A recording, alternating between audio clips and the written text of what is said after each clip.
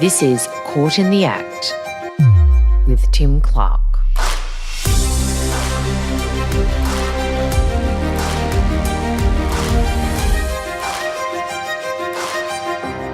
Welcome back. There has been just one case, one alleged crime, which has dominated the Australian consciousness this week. The alleged murders of a couple, Jessie Baird and Luke Davies, by another man, Beau Lamarre-Condon. Good evening. An active New South Wales police officer has been charged with the murders of a former Channel 10 presenter and his boyfriend in Paddington. Beau Lamarre is accused of shooting Jessie Baird and Luke Davies with his police-issue firearm. And tonight, there's a major search underway to locate their bodies. An accused killer's final A double homicide in Jessie's home, in cold blood, with a gun. That gun was police issue. Mr-Lamarre Condon is, or was, a serving New South Wales police officer. And Jessie Baird was allegedly his obsession. A love interest spurned, which has allegedly turned into the unthinkable. Add in Mr. Baird's burgeoning television career and Mr. Lamarre-Condon's previous life as a celebrity blogger and selfie collector, and you have a case which has captured the nation's attention for many reasons. Covering that case for the Seven Network has been senior reporter Robert Ovadia, who has been good enough to join us for this special bonus episode of Caught in the Act. Robert, thanks so much for sparing us this time in such a busy week. My pleasure. So let's start at the end, if we may. Yesterday, Tuesday, was the crucial day which finally saw the bodies of Jessie and Luke discovered in a location way south of Sydney. So talk us through, if you can, how that morning and afternoon unfolded. Well, it was out of the blue, certainly for the media and everybody, and for the police too. When you wake up yesterday, the police had a very, very tiring day the day before. They were confident that the men's bodies would be found in the Bungonia area. They were very, very confident that Beau Lamarre-Condon had been there and had tried to submerge the bodies, but equally, they were confident he had sought to move the bodies to, and that was the great unknown. Where had he moved them to? How far could he move them? They were tracking his movements, I guess contemporaneously through phone towers and phone pings, and seeing exactly where he was. They had a degree of information from people, from one woman who was with him at the time, but was clueless as to what was happening. But at the end of the day, they didn't know where he had moved them to. Mm-hmm. Now, you get to about mid-morning or so, and Sasha Palazzo, a detective sergeant who drives the investigation, and her boss, Detective Inspector Glenn Brown, had a meeting with Beau Lamarre-Condon at Silverwater Prison in the heart of Sydney. And Lamarre-Condon allegedly was very remorseful, I'm told, and wanted to say exactly where the bodies were. It was difficult inducing that from him. They weren't allowed any phones in there at the time. So he had to point on a map, and they had to use a bit of guesswork, and ultimately it proved not only fruitful, but his description was allegedly very, very accurate. And they found the bodies. The crushing pressure on the investigators to be able to do that, you can't even imagine, with all the media glare, with so much at stake for the families. For police, they were so confident of their case. It wasn't about that. It wasn't being able to shore up the case. It was about providing more answers for the families and getting that result. And they did. And even on this side of the country, Robert, you could tell the intensity of the investigation, the intensity of the headlines. And then watching that press conference yesterday, you could just tell by the faces of the investigators and the senior New South Wales police brass that were there, that the toll that it had taken on them just in 10 days or so.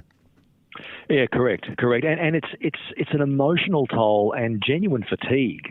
The early days after a homicide are absolutely crucial, and they were also in a position where they wanted to find the bodies, and they did not want to be in a position where they had to do a deal with the alleged devil. They didn't want to perhaps offer inducements to him to say where the bodies were. They wanted to find the bodies outright. On their own steam. So there was enormous pressure to do so. The clock was ticking. You've got people like me who are a pain in the neck trying to, make calls, but in my position, you do it very, very strategically. You don't spam the phone, firstly because you don't want to be angering these people. They've got a very important job to do, but you also have to realise they've got a very important job to do. Yeah. So you let them go about doing that. You've got a crazy amount of speculation from police officers. I mean, they have been more captivated by this than anybody because we're talking about something historic here. We are talking about a police officer using his police .40 caliber Glock to shoot civilians rather than use it to protect them. So everybody in the force was talking about this, the police group chats and all sorts of crazy information flying to me and no doubt other journalists too. So sorting out fact from fiction in this high-pressure investigation has been very, very difficult. And that's obviously, as you've touched on, quite hard for you as well to distill fact from gossip, because as we all know, when in the crime game, lawyers gossip, police gossip, journalists gossip, and sometimes some of it's good mail, but a lot of the time it is just that gossip. So just sifting through it to know what to believe is, you've been under pressure this week too. Yeah, you are, but I mean, you also have your own reputation, not only as a journalist but as a news organisation, and you look at the sewer that is social media these days, and what people would suggest is fact and what people would purport as fact, and it's so destructive. So more than any other time I can remember in my career, it's so crucial to get it right. It always has been. That's what every journalist I know strives to do, is to get it right. But you really need to separate yourself from gossip, from speculation. There is a temptation to run a certain line because it's good and it sounds right. But unless you get 100% confirmation and often a reaffirmation of that from a second source, you will just sit on it because ultimately it's destructive to the investigation. It is destructive to potential witnesses to hear a version that is wrong, and that might influence their own minds. And it's destructive to the families as well. When they see the news and they complain to the investigators, hey, we see more information in the media than what you're telling us, and sometimes that information can be wrong. So you've got to be very, very careful. Yeah. So, to recap briefly on the timeline of this alleged brutal crime. Jesse Baird and Luke Davies had not long been a couple, but social media posts from both since Christmas showed them as what they were: young, handsome, happy, and seemingly in love. Their last post together was the pair of them both dressed in pink, as they saw Pink in concert. But from a week last Monday, there were no more posts and no more sightings. Although there was a 000 call from Jesse's phone and some strange messages as well, including one to a friend claiming he was moving to Perth. On the Wednesday, a sinister discovery: bloodied items in a skip bin which did not belong there.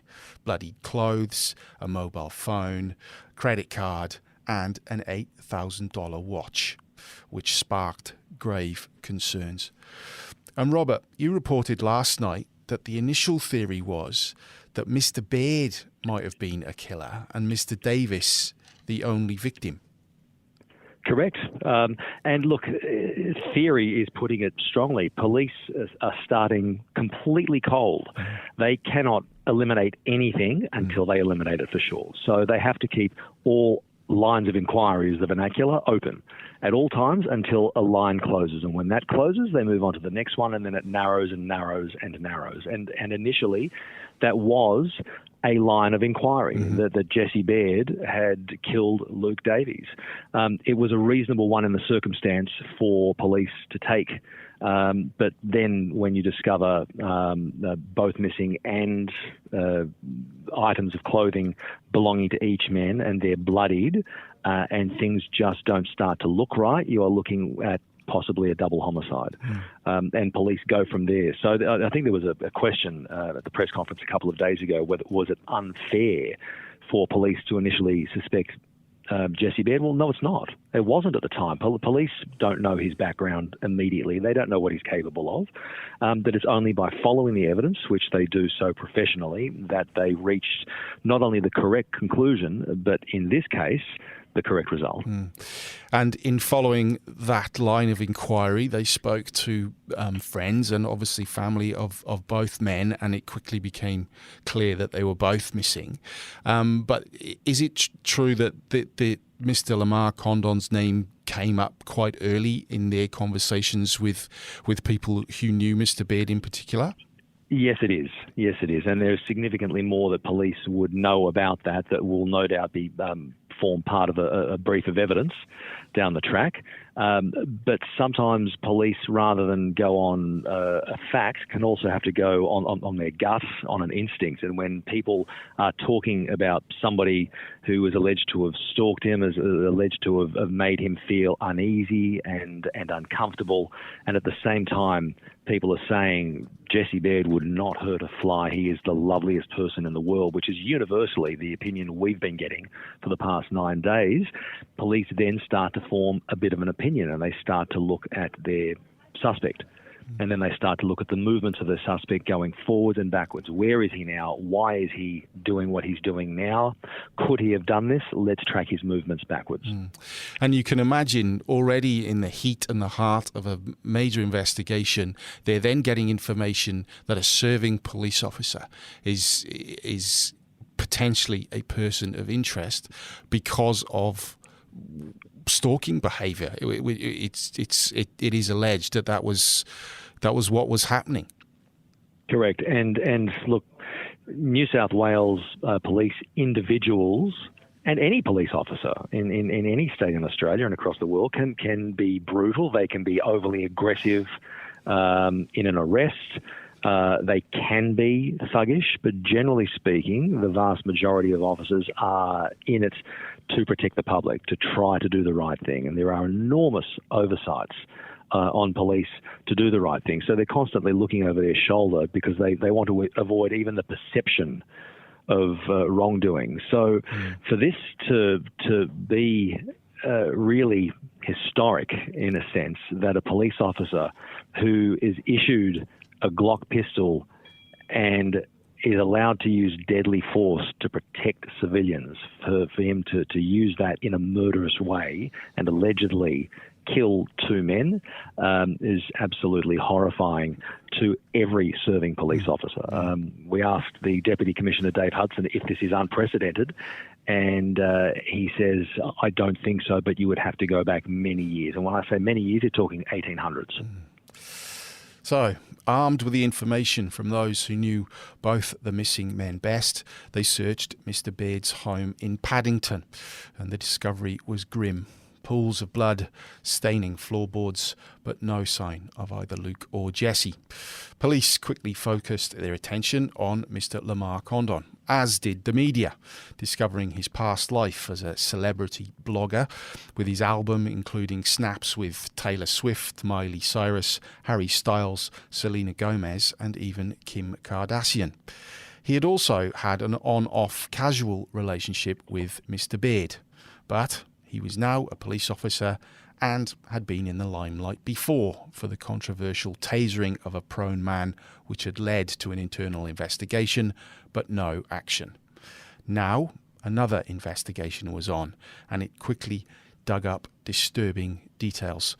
Robert, as you've mentioned, the most relevant of those being a gun, which Mr-Lamarre Condon had signed out of his suburban police station the Thursday before the shootings. Yeah, and they're entitled to do that. It's a user pays system where police are effectively hired to police an event. Now, the most surprising part about this is that the allegation will be that Beau Lamarre-Condon not only signed out his police-issued Glock, he did so on a Thursday, allegedly committed the murders on a Monday and returned it on a Tuesday. So that is 5 days where a gun is just missing. My information is that there is supposed to be rigorous inventory of those guns. So you're looking at a police area commander or a 24-hour police station. There is a supervising sergeant who is supposed to actually sight the gun, physically see it. That they're supposed to check it off internally on a system, that there's supposed to be that inventory once, sometimes twice a day.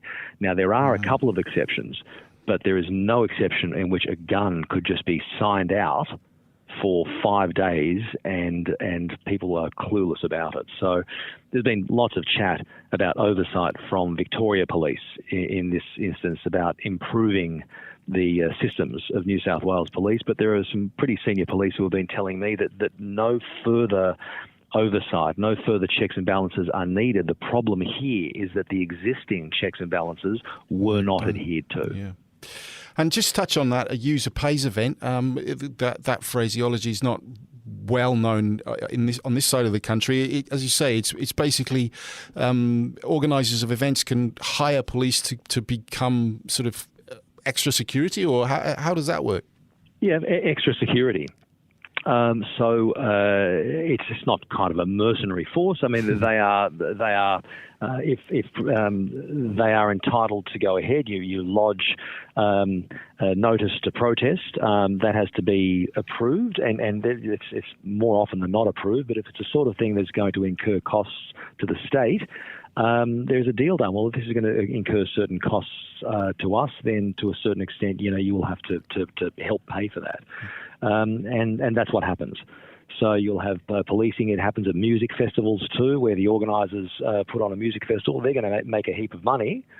So the police say, well, we're going to have to send police here to police it, to look for drugs and any antisocial behaviour. That's a cost to us. That's a cost you will have to bear. And more questions there about whether it was that security needed to be armed at that particular event, and whether questions should have been asked before he even checked the gun out?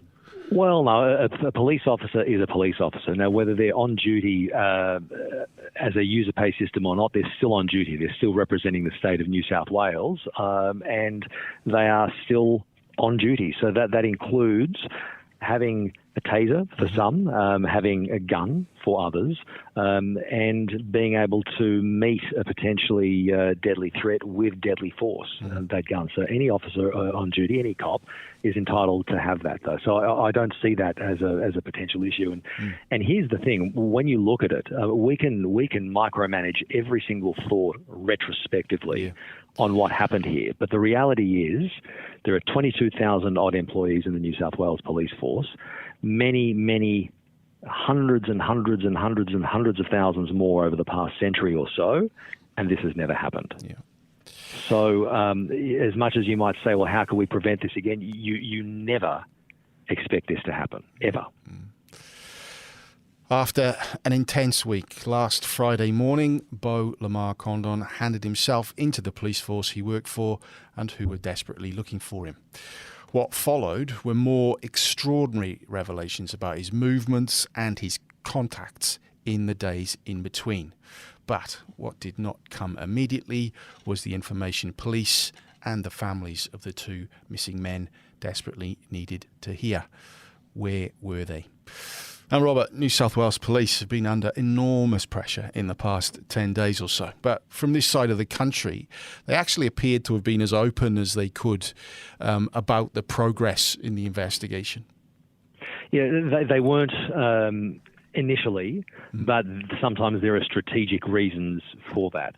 One, not so strategic, is that they don't want to shoot their mouths off without having a firmer grasp of the facts. So they don't want to be shooting from the hip, if you'll forgive the vernacular. But the other one is, especially when Beau Lamarre-Condon, their suspect at the time is on the run. Anything that goes out into the media forces them potentially to change strategies on the run. They would rather control the entire situation, control the ability to bring him in.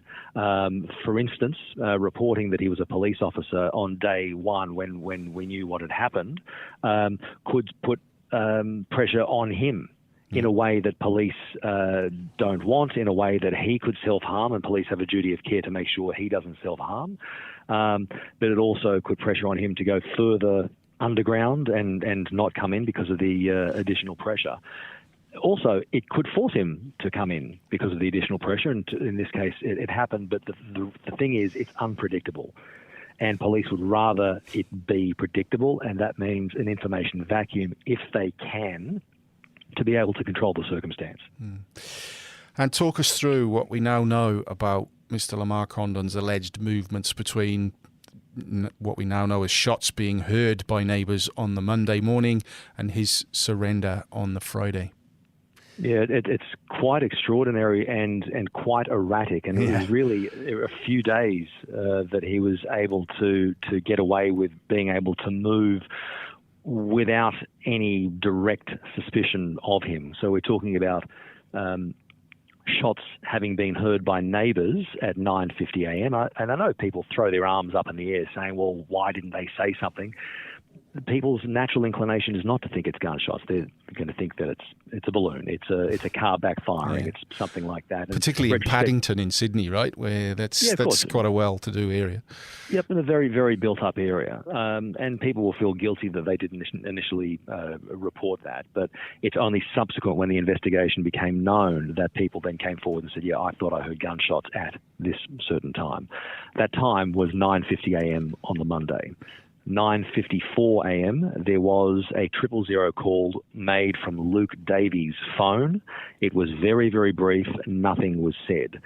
But those two events seem suspicious, obviously subsequent to the fact, in the days after. But at the time, you've got gunshots that aren't reported to police, and separate to that, you've got a 000 call where nobody says anything at all. And that's all police had, so there was nothing overtly suspicious at that time. It is when the bloodied clothes were found on the Wednesday that is when police had very heightened concerns for both men, with IDs also linking both men to that Paddington terrace. So then police go to the terrace, police door knock neighbours say, yes, I heard gunshots, and that's when police hear, and they think, we've got a problem here. So that is on the Wednesday. Meanwhile, on that very day, the police have found the bloodied clothes and they're going to the Paddington terrace. Beau Lamarre-Condon is going with an old school friend towards the Goulburn area, south of Sydney, a couple of 100 kilometres, probably most of the way between Sydney and Canberra, to a place called Bungonia. Now, police were very confident subsequently that he had gone there, but on that Wednesday he was going there with an old school friend, and his behaviour was erratic and confusing. He had gone to a property. He had told her, his old school friend, just to wait for a bit at the top gate. He had purchased an angle grinder from the local Bunnings at Goulburn, as well as a replacement padlock, had accessed the property. He disappears for half an hour. Meanwhile, the friend is wondering what's going on and must surely be getting suspicious about something by now. Beau Lamarre-Condon returns. They drive back to Sydney. Beau Lamarre-Condon is now paranoid about what his friend is thinking. So he thinks, I'd better go back and do a better job of this. Purchases some weights, from what I understand, at Moore Park Supercentre in the eastern suburbs, returns to the area in Bungonia, moves the bodies, then drives to Newcastle to visit a friend. Now the information is also out in the media. Police are putting out appeals. He is known to be the person who's being looked at, and the pressure is building. He stays at a friend's house on the Thursday. We broke the news a couple of nights ago. Her name is Renee Fortuna. She's a former cop. And it's my information that he made alleged admissions to her, and that during that time, she became fearful for her own life. Despite the fact this was a friend visiting her, She's thinking, what if he has a change of heart? Now he's told me stuff, I could be in danger. So she's tap danced her way throughout that night. She's helped him allegedly hose out the van to clean it forensically. And the second he is taken off at dawn on the Friday on his way to hand himself in, she has called police. She's called police, told them exactly what he had told her, where he was going. And despite the fact he was planning to hand himself in, there was an immediate reaction from New South Wales Police. Highway Patrol rushed up the freeway between Newcastle and Sydney, even thinking at one stage to deploy road spikes just to stop him. No. Instead, they surveilled him going to his uncle's home, and he drove with his uncle to the police station, where he was subsequently arrested and charged within a couple of hours. And the normal sort of logical thinking would be if you knew you were on the run, or if you knew you were a suspect in a double murder case and the whole of the New South Wales Police are looking for you, you wouldn't necessarily go and pick up a friend and then go to Bunnings and then drop in on another friend on the way through. But the word erratic, you've used this several times, and it becomes obvious when you see it from the outside that, I mean, he must have just been spiralling at that point by the sound of it, and just desperate to avoid the inevitable by the sound of it. 100%. But the fact remains, as much as he kept backing himself into a corner, you've now got one acquaintance who can describe his odd movements in Bungonia and suspecting something. You've allegedly got another friend to whom he's made confessions as well, and that is a former cop. He was done, and you could argue he knew he was done. So then becomes the pressure just to find the bodies. Police were supremely confident of their case, but they needed to find the bodies. And at that point, you cannot speculate what was in his mind at the time as he's sitting in a jail cell, but I think it's a fair guess that what he would have been speculating is that I will spend the rest of my life here. There is a law in New South Wales that was introduced: no body, no parole. If you're convicted of murder and you will not reveal where the body is, it's a life sentence. And he would have known that, and police would have been pressuring him with that, and they also would have known just how strong the case was, that a conviction was highly likely. So it could be through some small act of mercy that he has revealed where the bodies are, but it also could have been self-preservation, that he knew, that this is not looking good for him at all, that he will at least try to cut some time off a possible sentence. But again, this is all speculation, and as absurd as it is, we're talking about an alleged confession here and saying specifically where the bodies are. He is still entitled to the presumption of innocence, because that's the way our law works. Absolutely. The eventual appearance of New South Wales Police Commissioner Karen Webb at a press conference brought various headlines, including her use of language about the alleged murders. This is a crime of passion, we will allege. It is domestic related, we allege. She later apologised for those words, sort of, when she said they were meant to convey the crimes as domestic and not a gay hate crime. And then yesterday, in the press conference announcing that the bodies of Jessie and Luke had been discovered. But I'd like to say also that this information did come with the assistance of the accused, for which we're very grateful, and I'm sure the families are very grateful. Robert, that wording has drawn more criticism from some quarters today. How have you seen the performance of Commissioner Webb in the past week? And do you think the criticism of her has been fair? In all honesty, I think the criticism has been fair. I really do. And I had an icy exchange with her a couple of days ago when I suggested there were questions over her leadership. She snapped back that it was an offensive suggestion. And she gave her answer. Going to hate, she said. Well, that was the following day on 7 Sunrise, which again drew more headlines. But this is not about hatred. This is not about agenda-driven journalism or having an axe to grind or not liking her personally or being in the camp of some police officer who doesn't like her. It's none of that. Our job as journalists is to reflect the opinions and the statements of those who cannot make public statements themselves. And I was overwhelmed with messages, as were other seasoned journalists, from cops who were saying, where is our leader? Where is the leadership? So it was reflecting that sentiment, and then you leave it up to commentators who can commentate. Journalists can't give opinions, but commentators certainly can. And it was a free-for-all, and that free-for-all wasn't just having a go at her choice of words, and unfortunately Karen Webb is not a wordsmith. It was having a go at her choice to say nothing for 3-4 days, not only this time, but also with the alleged tasering to death of a 95-year-old woman from a New South Wales police officer last year. So there's no mandate that says a police officer, the police commissioner, has to stand up immediately after something. But these specific instances were not just allegations of police brutality or police going too far. They are outrageous and they undermine confidence in the New South Wales police force. That is a very, very big deal, undermining confidence in every police officer by virtue of the behaviour of one of them. And that is the leadership that people suggest were lacking, that she needed to stand up immediately and talk about it. What do you think her future looks like? I think it's pretty bleak, to tell you the truth. I think she's very decent. I think she is very, very hard-working.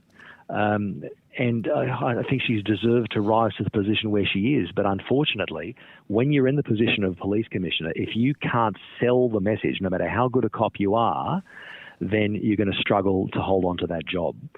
So I suspect her future is hanging in the balance. I don't think she will suffer the indignity of being sacked, certainly in the short term. I think if something happens, it'll be more medium term, where perhaps, and again, I'm speculating, perhaps the New South Wales Premier, Chris Minns, has decided it needs somebody who can sell the message a bit more and is more articulate and is seen as more of a leader. So it may well be in June, July, we hear an announcement from Karen Webb that she's had enough, that she wants to move on to other projects, etc., and somebody else might take the helm, despite the fact in the background she's been given a bit of a prod. Now, that is a possibility, but at the same time, she can redeem herself by changing her style somewhat. But I can tell you, as an absolute fact, in terms of the optics, there is no way, despite his public support, that the Premier, Chris Minns, can like what he's seeing. And in your reporting last night, you made special mention of another female officer who's been at the tip of the spear of Strikeforce Ashfordby, Sasha Pinazza. Tell us something about her, because she looked tired, emotional, but satisfied at a job well done when I saw her on the news last night. 100%. And look, it is, and this is, you know what? This is reflected in a comment made to me by an inspector today, that all of the New South Wales Police Force did everything they can, from the personnel, senior constables, people searching on the ground, intel, detectives, everybody, because they were so ashamed that the allegation is that one of their own had done this, that the efforts put in were quite extraordinary. And Sasha was at the vanguard of that. You have a homicide commander who oversees the entire squad. You have inspectors who have individual teams of detectives, and you have the detective sergeant, which is Sasha, who drives the entire investigation. She runs things by the inspector, but this is her baby. Her ideas, obviously bouncing off other people as well, but she put in more work than anybody. She had hardly slept. She said she had hardly eaten. And my favourite thing she said yesterday was that she had had no media training, because that's such an important aspect of policing these days, when you front the media, to be polished and to know what to say. That made her so much more real. She wasn't spinning out lines of what she's been taught to say. She was a real human being who had undergone a horrific 7 days of work under intense pressure, not only to get the result, not only to find the bodies, but being answerable to the public, the fact that the accused was a cop as well. And she came up with the goods, and she was able, in tandem with her boss, Inspector Glenn Brown, to get an alleged confession out of their man. And that's why she deserved the public acclaim. And it was fantastic to see one of the worker bees, the driving force behind the investigation, actually stand up and have a real moment, a human moment, and describe it. And yes, she was emotional. She was emotional because she was tired, but above all, she was emotional that after all of that pressure, they got him and they got them. As Robert just said, yesterday it was Sasha Pinazza and a colleague who placed a computer in front of Mr-Lamarre Condon and his new lawyer in an interview room in Silverwater Prison. Mr-Lamarre Condon allegedly pointed to a road in Bungonia, and police were there within 2 hours. There, they found 2 bodies secreted in surf bags covered with debris. Those bodies were moved to a mortuary overnight, and post-mortems will now take place imminently, and crime scene investigators remain at spots all over Sydney today. Robert, I guess the investigators can today at some point take a deep breath, and then, well, as any investigator knows, the real work starts to try and make a watertight case against Beau Lamarre-Condon. Correct. Well, it's from outward appearances, it is seeming like a watertight case. You've got an alleged confession. Only the killer, you could argue, would know exactly where the bodies were, and the fact that where they were found is exactly where he said. These are all watertight things, but you also have this cute little thing called the justice system, where it may well be decided by a clever lawyer one day that perhaps the alleged confession wasn't done by the book, or there was some tick that wasn't done in a checkbox somewhere, and the alleged confession might be ruled inadmissible. So police can't just think, okay, we've got our guy, he said it, let's sit on our laurels.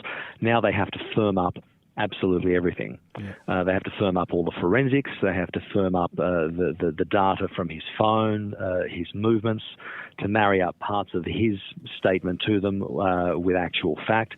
For example, he might have described the colour of the surfboard covers in which he allegedly wrapped his victims.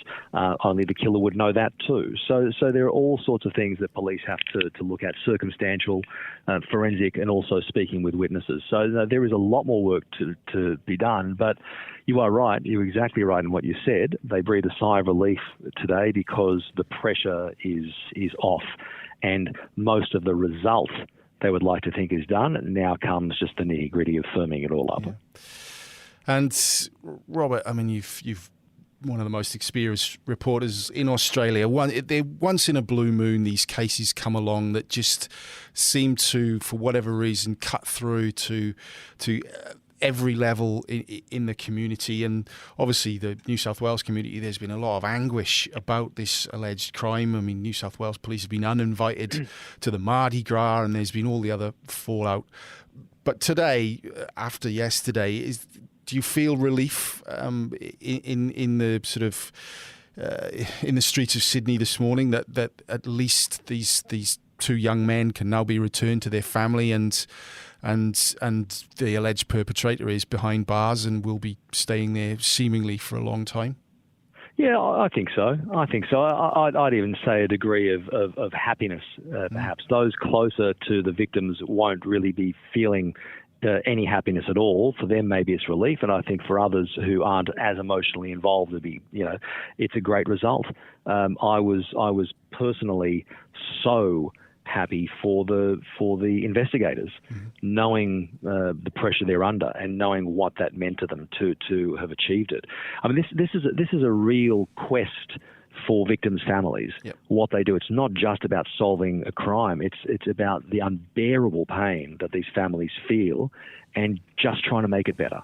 And that's a big thing, just to make it a little bit better. Doesn't make it a whole lot better, but it makes it better, and that is something that the police really care about deeply. And you're right, this has captured the attention of so many people, and somebody driving past the Paddington Terrace where I was this morning, Jessie's home, said, "What about the Asian family?" And she had a point, and I thought about it. This is a family, an entire family wiped out in a triple homicide only several days earlier.